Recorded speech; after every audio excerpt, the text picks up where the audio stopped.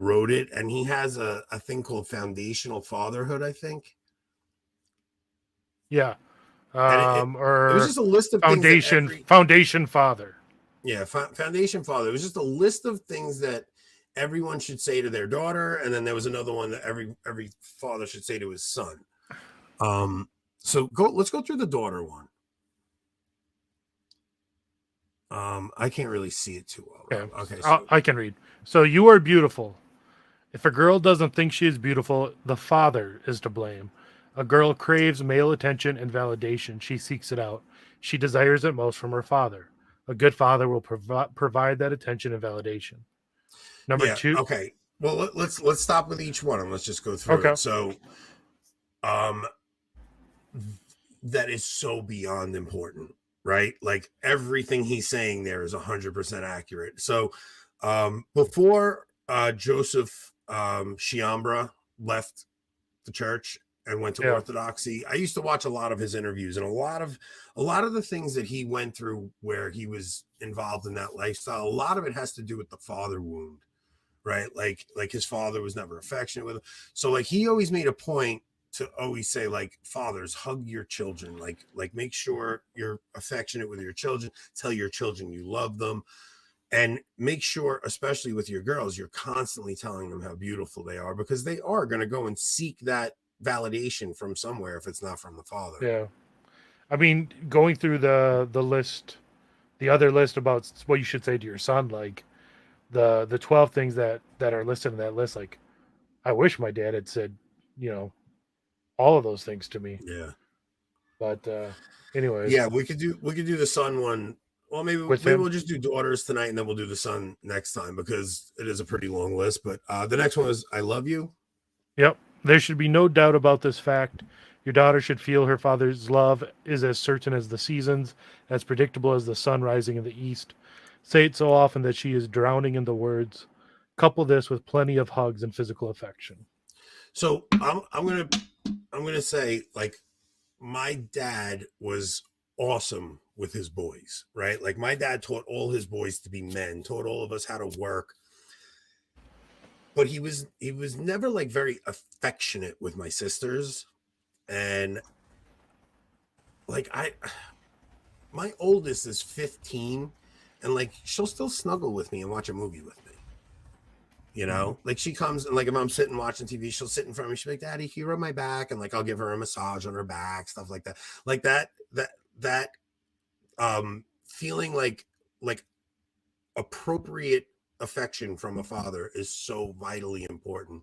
I think telling them they're beautiful is important, but it really goes beyond that. They need to feel secure in their love, and that comes from physical time. Yeah. So, Mhm. well, that was especially why I had such a great time with my girls this weekend, right? Like actually going and like spending time with, and you really got to spend one-on-one time with your daughters also. You can't just do it, because Rob, like, you have your third on the way, and what happens is it's easy to get into the habit of you come home from work and you take them all as a group to give your wife a Yeah, break, right? Like, and then you go on vacations and say you go to an amusement park, you're with all of them. But to do things individually with your kids is so vitally important. It's like my wife makes me take my girls out on dates. Like that's she'll good. make me. She'll make me. She'll Yeah, be like, Aunt, go and you need to go and have dinner with Sophia or something. Like if I forget about it. So for girls, their relationship with their father will be the first relationship that they have with a male, and that's the stage for them going forward. Yeah, definitely. And also them seeing how you are with your wife hmm, is really important. It's like them seeing like how much I love Nicole is like they would kill to have a husband that loved them like I love my wife. This is another reason why our culture is so bad, is because it perverts these healthy parental relationships. Yeah, I mean, nothing will mess kids up like bad parents, right? I mean, you see so much of the rainbow nonsense you see is because you have mothers that are basically have Munchausen syndrome by proxy. So like there used to be, if you ever watched The Sixth Sense, oh yeah. you've seen The Sixth Sense, right? Where the little girl comes to him because the mother was Wait a feeding her. minute. Bruce Willis was dead the entire Bruce Willis is time. dead the whole time. That was a funny set of tweets. That was a good But, tweet. so yeah, so the daughter, the mother was poisoning her because keeping her sick, the amount of love and attention that everybody was pouring out on her, like that, it's Munchausen syndrome by proxy. So now they don't do that so much anymore, as people love to say, oh, I have a furry child, or I have a trans child, or I have that. Like, it really is a new Munchausen syndrome by proxy. And they say like the number one factor in somebody that has same-sex attraction, a lot of it is an overbearing mother and an absentee or abusive father. There's also a study that shows that in like 70% of people who consider themselves trans, they either lost their parent of the opposite sex, or something happened where there was good fear of losing that parent, whether it was divorce or abuse, abuse, serious illness, something to where they felt like that parent of the opposite sex was lost to them somehow. Yeah. I mean, I have a trans cousin, and her relation, well, now him, right? But it's really her. No. Her relationship with her father was abysmal. Like, it was almost like you thought she did it as a middle finger to her dad. You know, it's just, it never never fails. Whether she realizes that, yeah, I'm sure that's exactly what it was. Yeah, like if you ever saw, like, my wife is the most girly girl ever. Like, my wife is such a girl. Like, my sister actually said that to her one day. She goes, Nicole, you are such a girl. Like, she's a very feminine, dainty girl. She likes to look pretty. So between her as the female role model and me as the male role model, like, my kids, there's never going to be a question of what, I'll never have a non-binary issue in my home. That's for sure. All right, what's the next one? Number 3, mimic your mother. A daughter should seek to be like her mother, and her father should encourage this. Yeah. A daughter should hear her father praise her mother over and over. It should be part of the aroma of the house, and she should seek to mimic what brought such praise. Yeah, that's a great one. All right, what do you got next? You do not have to pretend to be a third-class man to be valuable. To be a woman is a glorious thing. A daughter's femininity should be encouraged. Women have a particular type of strength and power, both of which should be cultivated with tenderness. Yeah, so let's just pause on that one for a second, because every single place you're looking in the culture at this point, every time they try to make a girl like the lead role in a show or a movie, what do they have to do? They have to make her They have to make her masculine. She's got to be this badass chick. She'll beat you up, like things like that. It's like, it's so cringe inducing at this point that I cannot find a show that I'm willing to sit through anymore, because I get through one episode and I have to turn it off. It's listen to this just hammers home how awful oh my goodness. You're ripping a child's world apart with divorce. It really is horrific. But yeah, like, every female celebrity, role model, anything in the culture, they're not even like, it's not even like they're making them into honorable men. They make them into a carbon copy of the crappiest men on the planet. Like, that's what and in every one of those scenarios, especially in like the superhero movies, all the men, like all the other like superhero men, are still better than the woman. So it really does make them a third class man. Yeah, a third class man. Where, like, if you look at Captain America versus Captain Marvel, Captain America has like a humility about him. Like, there's something about, like, he lays that. Where Captain Marvel, when she comes in, it's like, well, I'm this badass chick and I got everything. It's like the most arrogant, obnoxious version of and it's like they think that that's like, that people want to see that.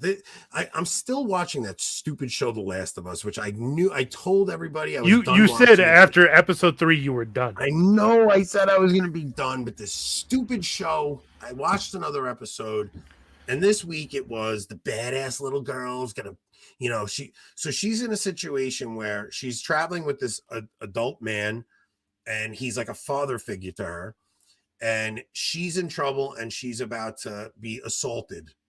And modern screenwriters feel like femininity is a poison, and the only cure for that is to be 100% into masculine traits, but not good masculine traits. The worst masculine traits possible is my point. So now this girl's about to be assaulted, and you're waiting for the father figure to burst through the door and save her.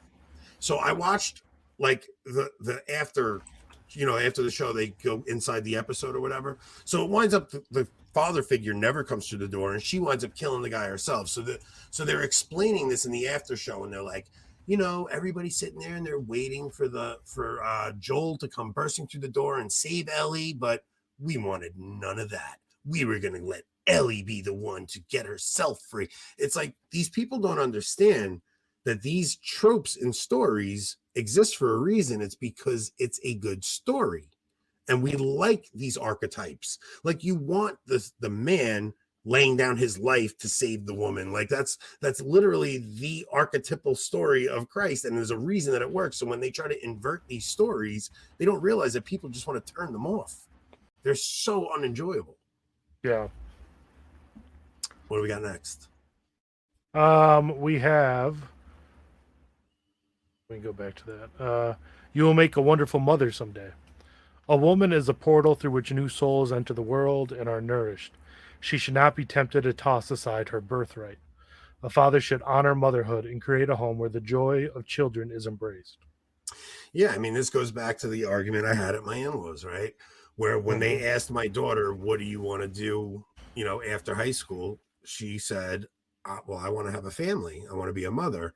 And they all were like, oh, you need to worry about a career. And that turned into that whole debacle I had with my in-laws of me telling them to stop shoving feminism down my daughter's throat. If my daughter says she wants to have a family, let her see how I would never say to my daughter she can't go to college. I wouldn't do that. If she wants to go, she can go to college. But I do encourage both my daughters to, if you're going to look for some kind of a career, make sure that it's a career that works with being a mother. Like if there's something you could do from home, like I really think my wife has the perfect gig. She does photography while the kids are at school, and she can edit from home at her computer. Like you couldn't ask for a better scenario. And I'm not saying that my daughters have to do that, but it's the perfect scenario where my wife, after the kids are at school, she sets up a photo shoot. She'll go do an infant photo shoot. It takes her an hour or two. And then the bulk of her work is actually editing on a computer that she does from home. It's like the ideal place to have, your wife working, where she could work from home and she can make her own hours. It doesn't interfere. And really a woman doesn't need to be like a necessarily a stay-at-home mom, but women, even when they worked, it was working from home because they ran the home economy. That's what economy was. It was, it was the economy of the home, and that's what the women were in charge of. Even most men largely worked from home up until the last 200 years. So yeah, that's true. Well, the thing is, a woman should never have to worry about being the sole provider. Right. So no matter what my daughters do, it should be like a supplemental income to help her family if she has to do that. It should never be she's the sole provider, because if she's the sole provider, she'll never respect her husband. It's just unnatural, like it just. And this was the whole crux of the debate that I had with my in-laws, because my brother-in-law's sister is the sole breadwinner in her home, and the husband's just, I don't know what he's doing. And you'll never convince me that there's not some tension there because of it, because it is unnatural. It is unnatural. So yeah, Margot, you were brought up that way, where they always told you needed to provide for yourself. And look, there may be it may be a scenario where you do have to, right? Like, I mean,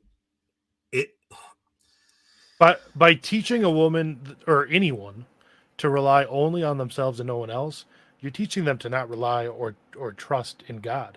That's essentially what you're ending up doing. Yeah. And it's like, I would say this to young women that like maybe do want to go to college or anything like that. I'm not saying don't do that. What I would say is never put a career ahead of a family. So like there's another show my wife and I are watching where the girl's a politician and the guy he has a porta potty company back in Ghana, and she's in New York and she's a politician and she's running for office, and they fall in love. And he's like, my life is back in Ghana, but I want you to come with me. And she's like, I can't put my career on hold for you. Why don't you leave your business and you come and stay with me? And it's like, this is another show where they're going to push the feminism angle, and she's going to be the one. She'll never be go follow your heart. Like, if you really love this man, put a family first, because you will get fulfillment from your family. You will not get fulfillment from a career. I always knew I would be a homemaker, and I used to tell people that when I was 16, it used to make my aunt's head explode. Yeah. My brother Frankie, he works with me, and his wife has a baby. Now her sister is a career woman, and my brother's working and letting his wife stay home to raise the kid. And her sister is giving her so much crap that she's not working. And it's like, why would she go back to work? Like, she has babies in that. Like, what are you talking about? If my brother's able to provide, why would she go back to work unless she needed to? It's one thing if it's necessity, but if it's not necessity. It's like, how many people can name the president of the United States that was in office when their great grandparents was alive? What, maybe 5 to 10% of people can do that? But even then, that's like, how many people even remember the leader of the entire country at that point, let alone anyone else? Yeah. But how many people have heard 1 or 2 stories about their great grandparent?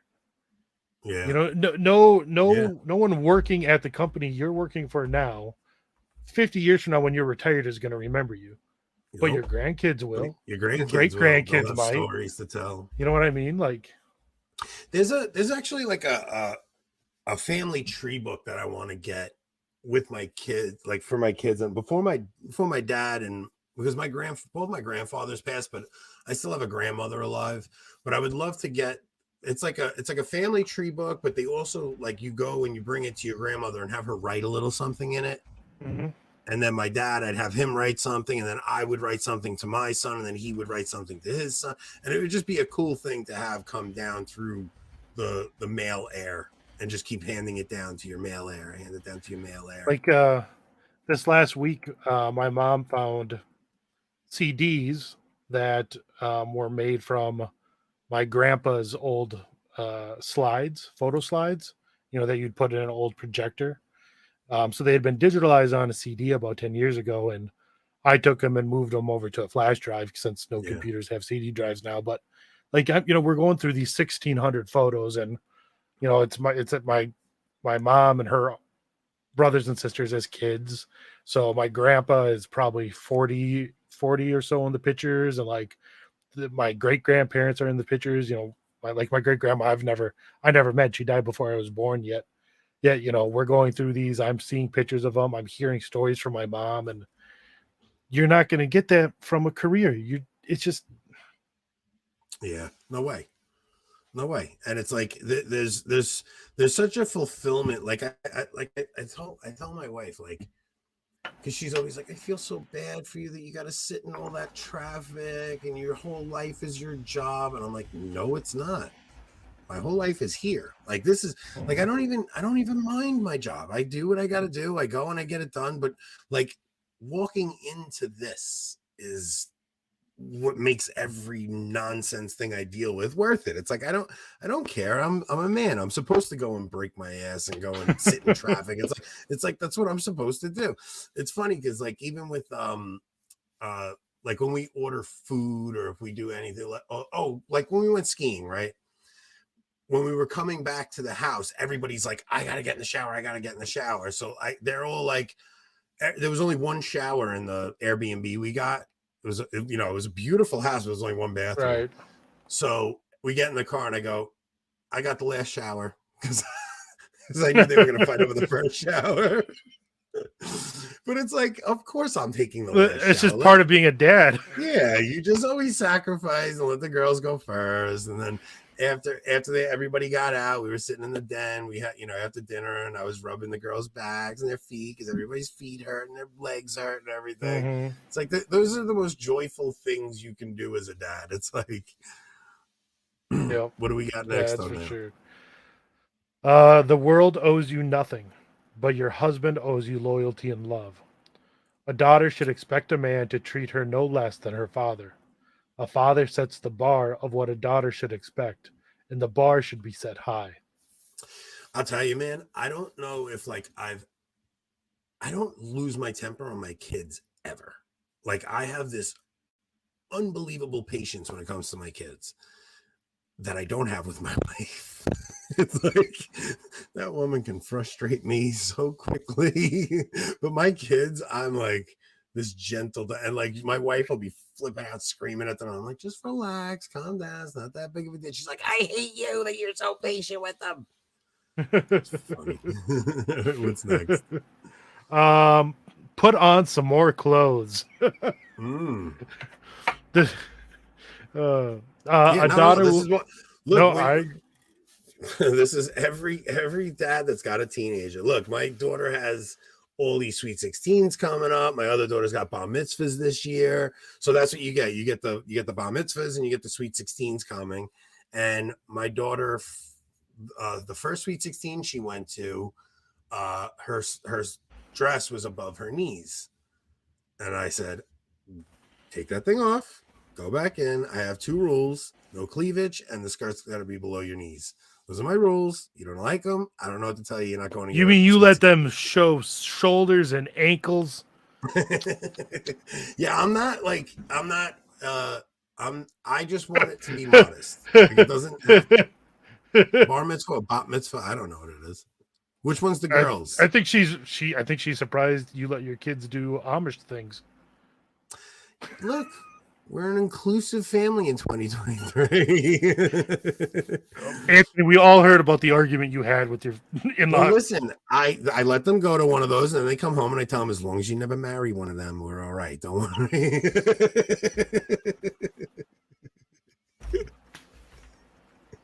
Everything's fine. As long as you don't marry one, we're good. Don't worry.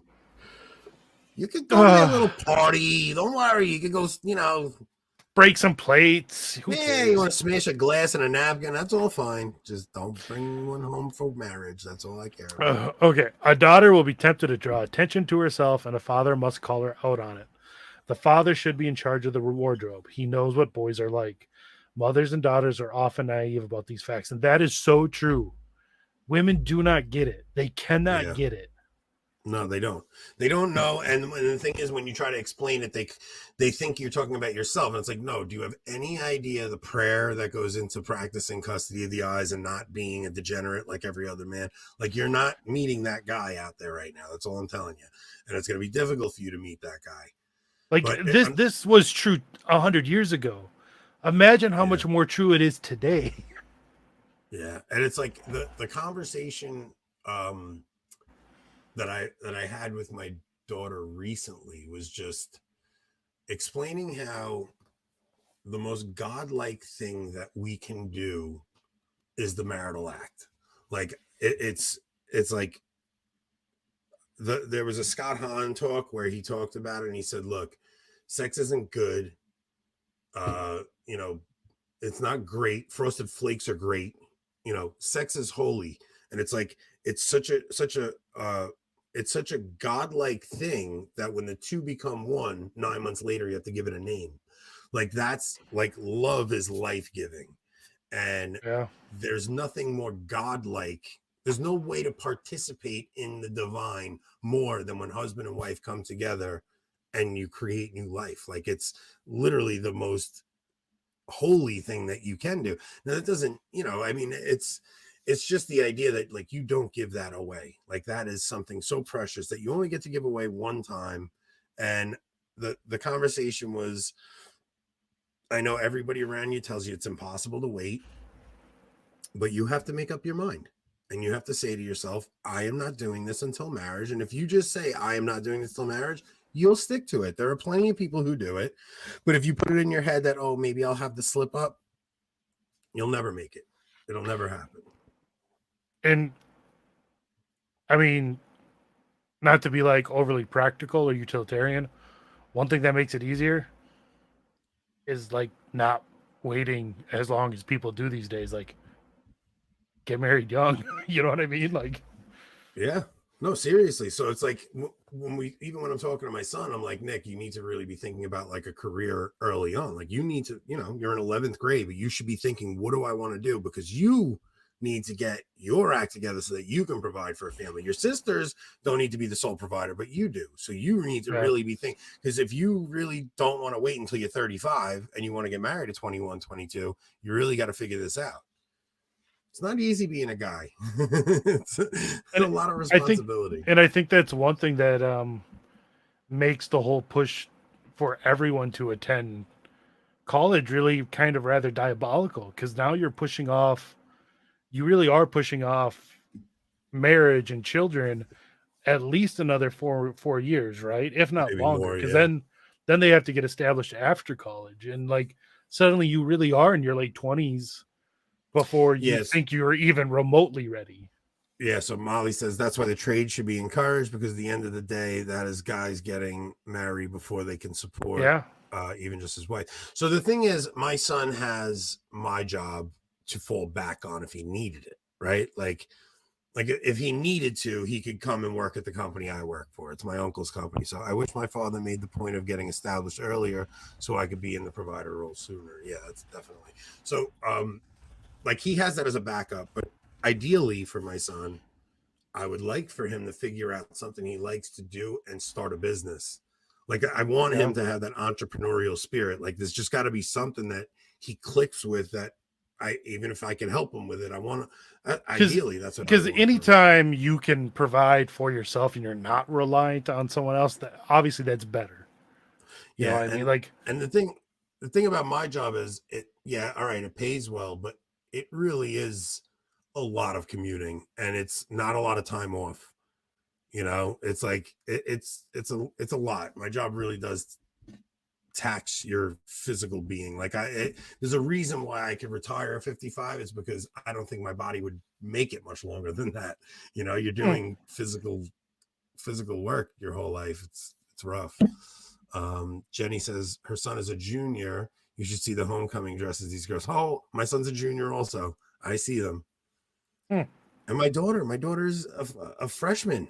Have you seen this stuff like the freshman girls are wearing? It's crazy. Like it's like they all think they're one of the Kardashians at 13, 14 years old now, and there's mothers encouraging it, and the fathers don't say anything. The fathers just sit there like they're afraid to talk to their daughters. It's crazy.